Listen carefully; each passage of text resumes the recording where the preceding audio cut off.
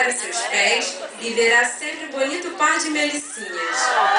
Carinhosa, atenciosa e amiga, e com seu estilo patricinha, ela é puro charme.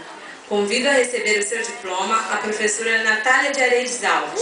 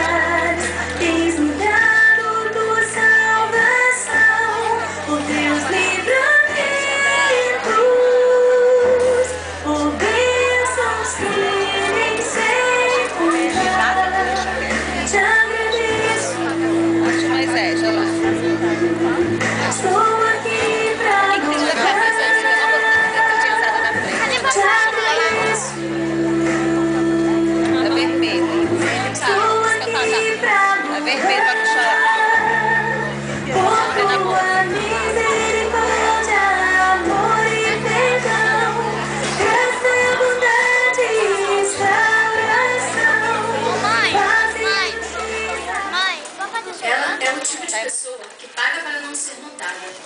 Sempre muito reservada e concentrada nos seus afazeres acadêmicos, ela prefere guardar para si as suas emoções.